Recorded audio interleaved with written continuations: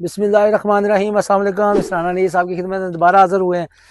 देखिए, जो poultry industry है या कोई भी आप काम कर रहे हैं, उसमें आप काम के अंदर कितने विजिलेंट हैं, मार्केट के अंदर प्रैक्टिसेस कौन सी चल रही हैं, उस प्रैक्टिसेस को उन प्रैक्टिसेस को आप अडॉप्ट करते हैं और उसके ऊपर जो है ना वर्क करते हैं, तो अल्लाह ताला की ज़ात आपके ऊपर जो है ना वो अपनी मदद शामिल हो जाती है उसकी।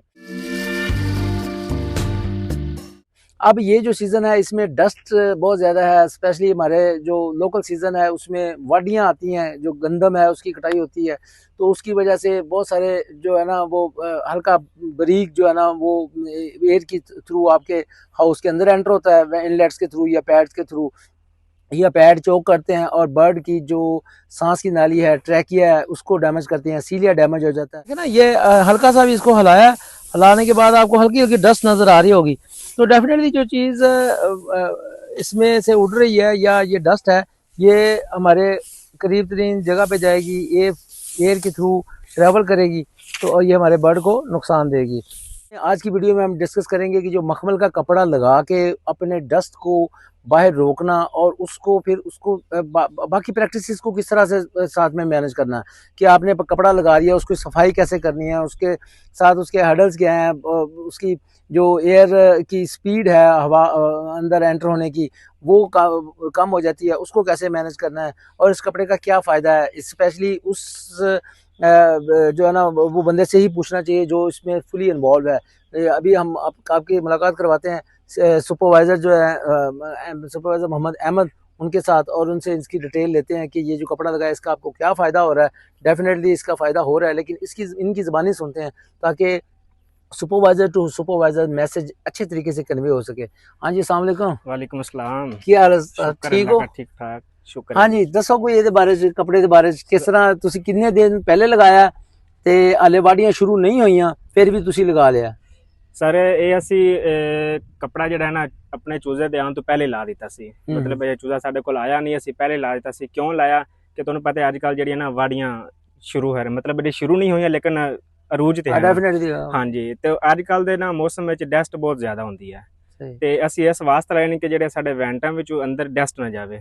ਅਸੀਂ 7 ਦਿਨ ਪਹਿਲੇ ਜਿੱਥੇ ਬਰੂਡਿੰਗ ਏਰੀਆ ਕੀਤਾ ਸੀ ਉੱਥੇ ਤੁਸੀਂ ਕੱਪੜੇ ਦੀ ਹਾਲਾਤ ਚੈੱਕ ਕਰੋ, ਔਰ 2 ਦਿਨ ਜਿਹੜਾ ਹੁਣ ਅਸੀਂ ਚੂਜ਼ਾ ਮਤਲਬ ਕਿ ਖੋਲ ਰਹੇ ਹਾਂ ਉੱਥੇ ਤੁਸੀਂ ਕੱਪੜੇ ਦੀ ਹਾਲਾਤ ਚੈੱਕ ਕਰੋ, ਵੀ ਤੁਹਾਨੂੰ ਸਾਫ਼ ਜ਼ਾਹਰ ਨਜ਼ਰ ਆ ਜਾਏਗਾ ਵੀ ਇਹ ਡਸਟ ਅੰਦਰ ਜਾ ਸਕਦੀ ਹੈ ਜਾਂ ਨਹੀਂ ਜਾ ਸਕਦੀ। ਕਿੰਨੀ ਜਾ ਰਹੀ ਸੀ? ਹਾਂਜੀ, ਕਿੰਨੀ ਜਾ ਰਹੀ। ਅੱਛਾ, ਜਿਹੜਾ ਕਪੜਾ ਇਹ ਮਤਲਬ 8 ਦਿਨ ਪਹਿਲੇ ਦਾ ਲੱਗਿਆ ਹੈ? ਹਾਂਜੀ, ਇਹ 8 ਤੇ ਜਿਸ ਤਰ੍ਹਾਂ ਚੂਜ਼ਾ ਖੋਲ ਰਿਹਾ ਉਹ ਬਾਅਦ ਚੋਂ ਲੱਗਿਆ? ਹਾਂਜੀ, ਤੇ ਉਹ ਜਿਹੜਾ ਬਾਅਦ ਚੋਂ ਲੱਗਿਆ डेफिनेटली ਉਹਦੇ ਤੇ डस्ट घट होनी चाहिए। ਹਾਂਜੀ, घट। इस चीज से आपका ये अंदाजा लगा सकते हैं कि यार अगर कपड़े से इतनी डस्ट रुक रही है, मेरा तो ख्याल है ये है कि शायद ये प्रैक्टिस थ्रू आउट ईयर ही हम चला सकें, क्योंकि देखिए हमारा वेदर ज्यादा जो पोर्शन है वो हॉट वेदर का है, हॉट एंड ड्राई वेदर का है।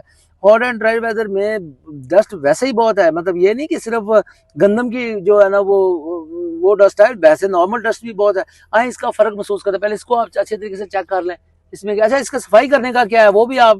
ਹਾਂਜੀ ਹਾਂਜੀ, ਇਹਦਾ ਸਫਾਈ ਕਿਦਾਂ ਕਰਦੇ ਹੋ? ਇਹ ਸਫਾਈ ਕਰਨ ਦਾ ਤਰੀਕਾ ਇਹ ਹੈ ਕਿ ਜਦੋਂ ਤੁਸੀਂ ਤੁਹਾਡਾ ਪੱਖਾ ਚੱਲਦਾ ਹੈਗਾ ਤੁਸੀਂ ਇਹਨੂੰ ਸਾਫ਼ ਕਰੋਗੇ ਤੇ ਜਿਹੜੀ ਕੱਪੜੇ ਤੇ ਡਸਟ ਹੋਏਗੀ ਉਹ ਤੁਹਾਡੀ ਅੰਦਰ ਜਾਏਗੀ ਫਲੋ ਦੀ ਤਰਫੋਂ। ਅੱਛਾ, ਸਾਰਾ ਪੂਰਾ 3 ਦਿਨ ਤੁਸੀਂ ਰੋਕਦੇ ਰਹੋ, ਉਸ ਤੋਂ ਬਾਅਦ ਇੱਕੋ ਦਿਨ ਸਾਫ਼ ਕਰ ਦੋ, ਸਾਰੀ ਡਸਟ ਇੱਕੋ ਦਿਨ ਅੰਦਰ ਜਾ ਸਕਦੀ। ਇਹਦਾ ਸਾਫ਼ ਕਰਨ ਦਾ ਤਰੀਕਾ ਹੈਗਾ ਕਿ ਜਦੋਂ ਤੁਹਾਡਾ ਪੱਖਾ ਬੰਦ ਹੋਵੇ, ਅਗਰ ਮੈਨੂਅਲ ਚਾਹ ਰਹੇ ਤਾਂ ਉਹਨੂੰ 2 ਮਿੰਟ ਵਾਸਤੇ 2 ਮਿੰਟ ਜਦ ਮਤਲਬ ਹੈ ਕਿ ਤੁਸੀਂ ਇੱਕ ਵੈਂਟ ਤੋਂ ਦੂਸਰੇ ਵੈਂਟ ਜਾਣ ਤੱਕ ਪੱਖਾ ਬੰਦ ਕਰ ਦਿੱਤਾ ਕਰੋ।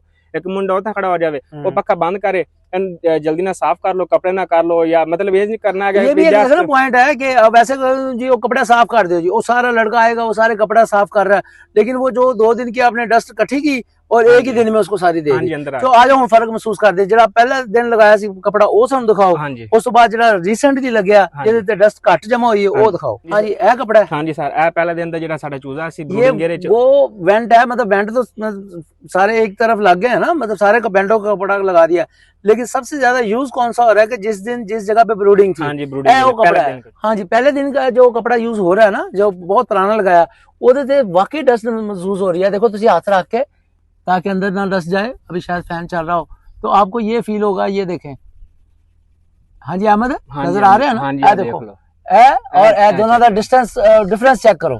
हाँ जी, चेक करो। बहुत बड़ा पॉइंट दस्या जी तुसीं।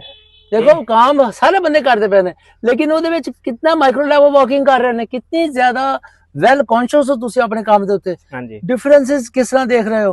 ਉਹਨਾਂ ਚੀਜ਼ਾਂ ਦੇ ਉੱਤੇ ਬਹੁਤ ਮੁਯੱਸਰ ਕਰਦਾ ਹੈ ਕਿ ਤੁਸੀਂ ਆਪਣੇ ਕੰਮ ਨੂੰ ਆਪਣੇ ਕੰਮ ਦੇ ਵਿੱਚ ਖੁਦ ਦੀ ਇਵੈਲੂਏਸ਼ਨ ਕਿਸ ਤਰ੍ਹਾਂ ਕਰਦੇ ਹੋ ਜਾਂ ਕਿਸੇ ਚੀਜ਼ ਦੀ ਇਫੈਕਟਿਵਨੈਸ ਜਿਹੜੀ ਹੈ ਨਾ ਉਹ ਕਿਸ ਤਰ੍ਹਾਂ ਕਰਦੇ। Very good working. ਅੱਗੇ ਵੀ ਦਿਖਾਓ ਜਿਹੜਾ ਹਾਂਜੀ ਇਹ ਹੁਣ ਇਸ ਕੱਪੜੇ ਦੇ ਉੱਤੇ ਆ ਗਏ ਜਿਹੜਾ ਬਹੁਤ ਰੀਸੈਂਟਲੀ ਲੱਗਿਆ, ਇਹਦੇ ਵਿੱਚ ਫਰਕ ਦੱਸੋ। ਇਹ ਸਰ ਫਰਕ ਇਹ ਹੈਗਾ ਵੀ ਇਹ ਜਿਹੜਾ ਕੱਪੜਾ ਹੈਗਾ ਇਹ 2 ਦਿਨ ਹੋ ਗਏ ਸਾਨੂੰ ਇੱਥੇ ਚੂਜ਼ਾ ਲਿਆਂਦੇ ਨੂੰ, ਮਤਲਬ ਖੋਲੇ ਨੂੰ, ਠੀਕ ਹੈ। ਅੱਛਾ ਜਿਹੜਾ ਸਪੇਸ ਦੇ ਰਹੇ ਹੁੰਦੇ ਹੋ, ਸਪੇਸ ਦੇ ਰਿਹਾ ਗਿਆ। ਔਰ ਇਸ कपड़े ਦੇ ਤੁਸੀਂ ਹਾਲਾत देखो भी की सूरत हाल। हाँ वैसे वाकई नजर आ दिखाएं जी, वीडियो में दिखाएं। वीडियो में अगर आपको ना भी शायद नजर आ सके, डे टाइम है, डे टाइम में भी इतनी ज्यादा फर्क महसूस हो रहा हो, लेकिन वाज़े फर्क है इसमें कि इसमें वो डस्ट का लेवल इतना ज्यादा नहीं है जितना कि हमने पीछे देखा जो ज्यादा दिन यूज हो चुका है, 6 दिन यूज हो चुका है।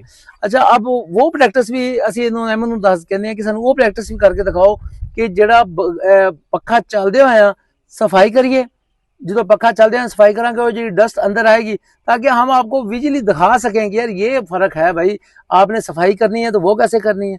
दूसरी पॉइंट अगर एक और पॉइंट रह गया कि अंदर जाके जो एयर फ्लो है वो मेक श्योर करना कि सेंटर तक हवा जा रही है, क्योंकि डेफिनेटली पहले हवा डायरेक्ट जा रही थी, उन्हें लगा रही है। और दोबारा रिपीट करूं, अगर ये फर्क वादियों से पहले है तो फिर तो शायद हम ये प्रैक्टिस पूरे ईयर जो है ना वो कर सकें।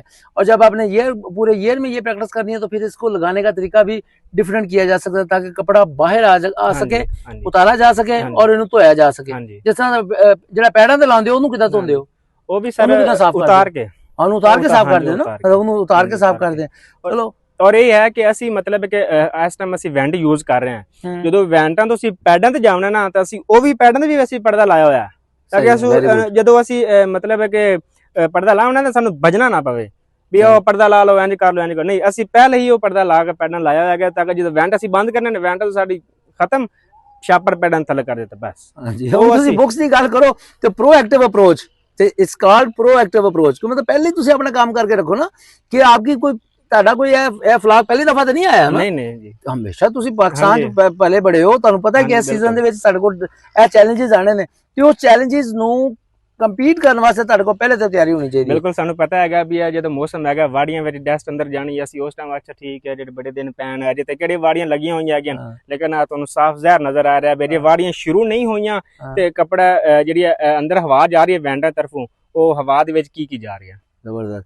अच्छा एक तुम और गल दसा, कल भी मैं देख रहा था कि एक डॉक्टर साहब बता रहे थे कि जो जब आपका छट्टा गंदम दा जो पकाई शुरू हो गई, पकाई हो गई पूरी, बस इन्होंने दिनों से पकाई हो गई है, तो पकाई के दौरान ही हाले वाडियां नहीं शुरू हुई, लेकिन पकाई के उत्ते भी अगर तुसी क्लोज जाके देखोगे तो छट्टे के उत्तों कुछ ना कुछ चीज चढ़ेगी, वो जी चढ़ेगी वो डस्ट ही है, वो जो तेज हवा आंदी उस तो बाद तुसी उन्होंने गौर दे नाल देखो, अगर तो जाके हिला के चेक करो तो तुहानू उत्थे भी डस्ट नजर आएगी। वो डस्ट किधर जा रही है? वो सारी अपने एयर इनलेट्स दे थ्रू अपने फार्म दे अंदर जा रही है। चलो हुण वो सफाई करन दा वैसे भी डस्ट दे विच बैठे हैं, आ देखो। हां जी, वो तो मतलब सारे लोगों ने मतलब कोई भी फार्म है वो डेफिनेटली फसलों के अंदर है, फसल आप कोई भी हो सकती है। वैसे कच्चा रास्ता साथ में होता है, तुहाडा अपना सेन कच्चा होता है, ओदे तो मिट्टी उड़दी है, ओदे ते पानी दा छिड़काव करो ताकि डस्ट दी पॉसिबिलिटी घट तो घट होए। उस तो बाद जेडे फार्म दे नजदीक गंदम है तो उन्हें नाल रिक्वेस्ट करो कि सर गंदम दी कटाई जड़ी है वो एटलीस्ट उदों करे कि जो हवा का रुख दूसरी तरफ होए। खुद से जाके उनको एंगेज कर लें कि यार अब हवा का रुख हमारे फार्म की तरफ हो गया है, इनलेट्स की तरफ हो गया है, तो आप थोड़ी देर इसको काम को रोक दें। रोकने का तरीका कर रहे कि तुसीं उन्होंने खुद अपने कोलों चाय बना के भेज दो ताकि वो चाय की ब्रेक ले लेंगे और ताड़े कम जड़ा ना वो कम हो जाएगा, उदों तक हवा का रुख चेंज हो जाएगा। करना अल्लाह ताला ने सारा कुछ, तुहाडी मेहनत, तुहाडी सोच, तुहाडी अप्रोच, इस चीज़ दे नाल तुहाडे काम दे विच बरकत पैगी, और जो बरकत पै जाए इस तो इलावा होर कोई चीज़ नहीं चाहिए। क्यों जी? हाँ जी बिल्कुल। हुण तुसीं सानू वो दिखाओ, कर वो प्रैक्टिस करो सफाई करके। हाँ जी हाँ जी। तो अंदर आके अब हम जो है ना वो फैन एक दफा करवाते हैं मैनुअल फैन करा के इसकी जो प्रैक्टिस करते हैं कि वाकई इसके अंदर इतनी डस्ट थी सफाई करने से। उनको करो सफाई। हाँ जी साफ कर सजाद।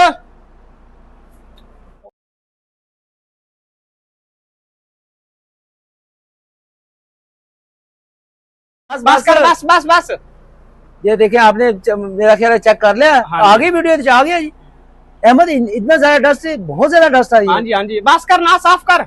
हाँ जी सारे ਜਿਹੜੀ ਸਾਰੇ ਕੱਪੜੇ ਦੇ ਅੱਗੇ ਲੱਗੀ ਸੀ ਜਮਾ ਹੋਈ ਹੋਈ ਜਿਹੜਾ ਤੁਸੀਂ ਹੱਥ ਨਾਲ ਸਾਫ਼ ਕੀਤਾ ਉਹ ਸਾਰੀ ਡਸਟ ਮਤਲਬ ਫਲੋ ਤੇਜ਼ ਚੱਲ ਰਿਹਾ ਨਾ, ਉਹ ਤੇਜ਼ੀ ਨਾਲ ਸਾਰਾ ਕੁਝ ਅੰਦਰ ਆ ਰਿਹਾ। पक्का मैनुअल हाँ जी पक्का मैनुअल आ गया। मैनुअल को बंद करें जी ताकि खराब हो जाए। ਤੇ ਇਹ ਦੇਖੋ ਇਹ ਜਿਹੜੀ सारी डस्ट आई है, ये सारी डस्ट अगर तो कैमरे ने कैच कर ली, अगर नहीं कैच की तो हम शायद दोबारा भी इसको बना के इसके साथ अटैच कर दें कि ये सारी डस्ट ਸਾਡੇ ਬਰਡ ਦੇ ਉੱਤੇ ਆਣੀ। ਬਰਡ ਦੇ ਉੱਤੇ ਆਣੇ ਸੀ। ਤੁਸੀਂ ਜਦੋਂ ਸਫਾਈ ਕਰਨੀ ਹੈ, ਹਾਂਜੀ ਹਾਂਜੀ, ਜਦੋਂ ਤੁਸੀਂ ਸਫਾਈ ਕਰਨੀ ਹੈਗੀ, ਅਗਰ ਤੁਹਾਡਾ ਪੱਖਾ ਚੱਲਦਾ ਪਿਆਗਾ, ਪੱਖੇ ਚੱਲਦੇ ਦੇ ਵਿੱਚ ਤੁਸੀਂ ਸਫਾਈ ਕਰਨੀ ਹੈ, ਤੇ ਇਹ ਜਿੰਨੀ ਤੁਸੀਂ 2 ਦਿਨ 3 ਦਿਨ ਜਿਹੜੀ ਡਸਟ ਇਹਨੂੰ ਇਕੱਠੀ ਕੀਤੀ ਹੈ, ਸਾਰੀ ਤੁਹਾਡੀ ਚੂਹੇ ਦੇ ਉੱਤੇ ਆਣੀ ਹੈ। ਬਿਲਕੁਲ ਸਹੀ ਹੈ। ਔਰ ਅਗਰ ਇਹ ਤੁਸੀਂ ਪਰਦਾ ਨਹੀਂ ਲਾਇਆ ਹੋਇਆ ਤੇ ਇਹ ਜੋ ਚੀਜ਼ ਆਈ ਹੈ ਇਹ ਸਾਰੀ ਅੰਦਰ ਆਣੀ ਸੀ, ਟਰੈਕ ਅੰਦਰ ਸੇ। ਇਹਦਾ ਸਾਫ਼ ਕਰਨ ਦਾ ਤਰੀਕਾ ਹੈ ਕਿ ਪੱਖਾ ਤੁਸੀਂ ਬੰਦ ਕਰੋ, ਆਹਿਸਤਾ ਆਹਿਸਤਾ ਕਪੜਾ ਸੈਂਟਰ ਤੱਕ ਆਵਾਜ਼ ਸਾਨੂੰ ਦਿਖਾਓ ਜ਼ਰਾ ਕੋਈ। ਹਾਂਜੀ ਹਾਂਜੀ, ਉਹਦਾ ਕੋਈ ਪ੍ਰੈਕਟਿਸ ਹੋ ਸਕਦੀ ਹੈ ਜੀ ਜੀ ਕਿ ਸੈਂਟਰ ਤੱਕ ਆਵਾਜ਼ ਆ ਰਹੀ। ਹਾਂਜੀ ਉਹ ਅੱਛਾ, ਉਹਦੇ ਵਾਸਤੇ ਕੀਤਾ ਕੀ ਹੈ, ਕਿੰਨਾ ਫਰਕ ਪਾਇਆ ਜਿਹੜੀ ਵੈਂਟੀਲੇਸ਼ਨ ਦੇ ਵਿੱਚ, ਜਿਹੜਾ ਤੁਹਾਡਾ ਫੈਨ ਦੇ ਉੱਪਰ ਮਾਸ਼ਾਅੱਲਾ ਤੁਹਾਡਾ ਚੂਜ਼ਾ ਬਹੁਤ ਪਿਆਰਾ ਲੱਗਿਆ ਯਾਰ ਮੈਨੂੰ। ਹਾਂਜੀ ਮਾਸ਼ਾਅੱਲਾ। ਅੱਛਾ ਇਹ ਸਰ ਦੇਖੋ ਪੱਖਾ ਬੰਦ ਹੋਣ ਵਾਲਾ ਹੈ, ਰਿਬਨ ਨਜ਼ਰ ਆ ਰਿਹਾ? ਹਾਂਜੀ ਬਿਲकुल, ਇਹ ਦਿਖਾਇਆ ਜੀ, ਦਿਖਾ ਸਕੇ ਰਿਬਨ। ਇਹ ਦੇਖੋ ਇਹ ਸਾਡਾ ਸੈਂਟਰ 'ਚ ਹਵਾ ਚੈੱਕ ਕਰਨ ਦਾ ਮਤਲਬ ਕਿ ਇਹ ਹੈਗਾ, ਸਾਨੂੰ ਪਤਾ ਲੱਗ ਜਾਂਦਾ। ਅੱਛਾ, ਇਹ ਤਾਂ ਹੁਣ ਪਤਾ ਚੱਲ ਗਿਆ ਸੈਂਟਰ 'ਚ ਹਵਾ ਆ ਰਹੀ। ਇਹ ਮੈਨੂੰ ਦੱਸੋ ਕਿ ਫੈਨ ਨੂੰ ਥੋੜਾ ਜਿਹਾ ਜ਼ਿਆਦਾ ਕੀਤਾ ਜਾਂ ਇਨਲੈਟ ਦੇ ਵਿੱਚ ਫਰਕ ਪਾਇਆ, ਉਹ ਕੀ ਪਾਇਆ? ਹਾਂਜੀ ਸਾਰੇ ਇਹਦੇ ਵਿੱਚ ਜਦੋਂ ਤੁਸੀਂ ਪਰਦਾ ਲਾਣਾ ਤੇ ਤੁਹਾਡਾ ਸਾਫ਼ ਜ਼ਾਹਿਰ ਵੀ 에ਅਰ ਫਲੋ ਜਿਹੜਾ ਉਹ ਘਟ ਜਾਣਾ। ਤੁਸੀਂ ਵੈਂਟ ਨੂੰ ਥੋੜਾ ਜਿਹਾ ਆਪਣੇ ਹਿਸਾਬ ਨਾਲ, ਜਿੱਥੇ ਤੱਕ ਤੁਹਾਡਾ ਵੈਂਟ, ਕਿਉਂਕਿ ਹਰ ਸਾਈਡ ਦਾ ਇੱਕ ਜਿਹਾ ਵੈਂਟ ਨਹੀਂ ਹੁੰਦਾ ਔਰ ਨਾ ਹੀ ਮਤਲਬ ਅਲੱਗ-ਅਲੱਗ, ਤੁਸੀਂ ਵੈਂਟ ਉਸ ਹਿਸਾਬ ਨਾਲ ਖੋਲੋ ਤੁਹਾਡੀ ਜਿਹੜੀ ਸੈਂਟਰ ਤੇ ਹਵਾ ਚੱਲ ਜਾਵੇ। ਠੀਕ ਹੈ, ਉਸ ਹਿਸਾਬ ਨਾਲ ਅਗਰ ਪੱਖਾ ਜਿਹੜਾ ਤੁਹਾਡਾ ਚੱਲਦਾ ਪਿਆ 10 ਸੈਕਿੰਡ ਦਾ ਫਰਕ ਪਾ ਲਓ, 20 ਸੈਕਿੰਡ ਦਾ ਪਾ ਲਓ, ਜਿਸ ਹਿਸਾਬ ਨਾਲ ਮਤਲਬ ਵੈਂਟ ਸ਼ੈਡ ਦੇ ਅੱਛਾ ਪੱਖਾ ਜਿਹੜਾ ਫਲੋ ਅੱਛੀ ਹੋਵੇ। ਹਾਂਜੀ ਫਲੋ ਅੱਛੇ ਹੋਵੇ, ਜਿਹੜਾ ਤੁਹਾਡੇ ਇੱਕ ਦਫਾ ਚੱਲੇ ਸੈਂਟਰ ਤੱਕ ਹਵਾ। ਪਹਿਲੇ ਹਵਾ ਆ ਰਹੀ ਸੀ ਕੱਪੜੇ ਤੋਂ ਬਗੈਰ, ਕੱਪੜੇ ਤੋਂ ਬਗੈਰ, ਹੁਣ ਤੁਸੀਂ ਕੱਪੜੇ ਦੇ ਨਾਲ ਲੈ ਕੇ ਆ ਰਹੇ ਕਿਉਂਕਿ ਉਹਦੇ ਨਾਲ ਰੈਜ਼ਿਸਟੈਂਸ ਆ ਰਹੀ। ਹਾਂਜੀ ਡੱਕਾ ਕੋ ਮਤਲਬ ਪੰਜਾਬੀ ਜ਼ਬਾਨ ਅਸੀਂ ਆਖਨੇ ਡੱਕਾ ਲੱਗ ਗਿਆ, ਡੱਕਾ ਲੱਗ ਗਿਆ। ਉਹ ਮਤਲਬ ਡੱਕੇ ਨੂੰ ਤੋੜਨ ਵਾਸਤੇ ਸੀ ਆਵਾਜ਼ ਸਪੀਡ ਤੇਜ਼ ਕਰਨੀ। ਉਹ ਅੱਗੋਂ ਵੈਂਟ ਜਿਹੜਾ ਹੈਗਾ ਨਾ, ਉਹ ਵੀ ਅਸੀਂ ਮਿਸਾਲ ਦੇ ਤੌਰ ਤੇ ਜਿਹੜੀ ਤੁਸੀਂ ਆਪਣੇ ਹਿਸਾਬ ਨਾਲ ਖੋਲਣ ਛੱਡ ਦੇ, ਫੈਨ ਜਿਹੜਾ ਹੈਗਾ ਉਹ ਵੀ ਤੁਸੀਂ ਆਪਣੇ ਹਿਸਾਬ ਨਾਲ ਚਲਾ ਲਓ, ਜਿੱਦੋਂ ਤੱਕ ਤੁਹਾਡਾ ਸੈਂਟਰ 'ਚ ਹਵਾ ਆਉਂਦੀ ਹੈ ਉਹਨਾਂ ਤੱਕ। ਬਾਕੀ ਅਗਰ ਤੁਸੀਂ ਬਹੁਤ ਕਲੋਜ਼ਲੀ ਹੋਰ ਵੀ ਜ਼ਿਆਦਾ ਕਰੀਬ ਵਰਕਿੰਗ ਕਰਨੀ ਹੈ ਨਾ, ਤੇ ਬਰਡ ਦੀ ਨੋਜ਼ ਚੈੱਕ ਕਰੋ। नोज के अंदर भी तुहानू डस्ट नजर आएगी, इस जगह ते डस्ट नजर आएगी, इस जगह ते डस्ट तुहानू नजर आएगी अगर तुसी क्लोजली ऑब्जर्व करोगे तो। ठीक है ना, क्योंकि डस्ट आ रही है वो जानी ते बर्ड दे इहदे थ्रू ही जानी है ना, दूसरे दे ब्रायलर दे सांस दे थ्रू ही जानी है ना, तो तुहानू बर्ड डस्ट वैसे नजर आएगी। उस तो बाद होर किहड़ी जगह ते डस्ट नजर आएगी? तारे इस जगह तो नजर आएगी। ए चीज डॉक्टर साहब दिखाया जी प्लीज। हाँ नहीं माशाल्लाह ठीक है, नॉट बैड, अच्छी है। मतलब ये चीज़ां नूं तुसीं लाजमी नोट करना, तारां नूं नोट करना यार, साडे ये तारां दे उपर इधर आओ, इस जगह ते दिखाओ। तुसीं अपनी तार नूं इन्ना पकड़ना है, इस तरह पकड़ के और पूरा इन्नू इस तरह घुमांदे जाओ। डॉक्टर साहब ऊपर आए थे दिखा रहे हो, नजर आ रही है तार, ते इस तरह करके इन्नू फिर उस तो बाद हाथ नूं इस तरह चेक करो। अगर डस्ट होएगी तो डेफिनेटली तुहाडे ऊपर उत्थे डस्ट आ जाएगी। डस्ट से ये वो प्रैक्टिस है जिससे आपका कोई एक्सपेंस नहीं आ रहा, कोई बहुत ज्यादा। कितने का कपड़ा लग गया होना ਤੁਹਾਡਾ? ये 4000 का, 5000 का, 10,000 का लग गया, जितना का भी लग गया। लेकिन उसमें आपका जो एक्सपेंस का लेवल है वो मतलब जितना एक्सपेंस है और उसकी आपकी बचत कितनी है, आप सेफ कितना हो गए हैं, आपका मेडिकेशन कॉस्ट जो कितनी नीचे आ जाएगी सिर्फ एक छोटी सी प्रैक्टिस से। उस प्रैक्टिस के दौरान भी गलतियां हो सकती हैं, वो एयर फ्लो टूट सकता है, वो आपका जो सफाई करने वाला काम तरीकाकार है वो गलत हो सकता है। इस तरह की बहुत सारी चीजें जो है ना वो आपकी जो है ना नेगेटिव में ताड़े चले जानी है।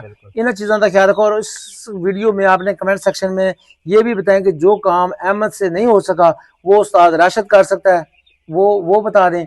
अगर डॉक्टर नवीद साहब कर सकते हैं वो बता दें, उस्ताद पहलवान साहब कर सकते हैं वो बता दें, उस्ताद जो है ना वो कोई और जो है ना वो कर सकते हैं, बिलाल हनीफ वो कर सकते हैं, हाफिज बिलाल वो कर सकते, कोई भी मतलब हाँ साशबाज है मतलब जेड़ा भी सा खालद हो गया माशाल्लाह सीनियर बने ने नाम ले जा रहे वो कोई भी जरा ताड़े अपनी इंडस्ट्री में किसी जगह पे कोई सुपरवाइजर को फार्म मैनेजर इसमें गलतियां निकालें, इसमें गलतियां निकाल के अपना इनपुट देंगे, ये तब्दीली की जा सकती है। बाकी बर्ड आप देख सकते हैं माशाल्लाह अल्हम्दुलिल्लाह बहुत आउट क्लास, इनको अल्लाह ताला इनके काम में बरकत डाले, ठीक है ना। और जी मेहनत है ना और जी वैल कॉन्शियसनैस जी अपने काम के उत्ते चढ़ाई करके रखना, अपने काम के उत्ते विजिलेंट रहना, अपने काम के उत्ते इंटरस्ट पैदा करना, अपना भी अपनी टीम का भी।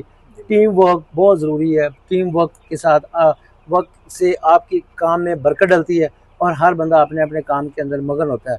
किसी का इंतज़ार ना करें कि फ़लाँ बंदा आएगा, सीनियर बंदा आएगा तो आपकी जो है ना वो चीज़ों को बेहतर करेगा, नहीं आपने खुद से काम करना है। अपने आप को और अपने सीनियर्स का रिस्पेक्ट करें और जूनियर्स का ख्याल रखें। जज़ाकल्लाह, खुश रहें, खुशियाँ बांटें, 5 वक्त की नमाज ज़रूर अदा करें।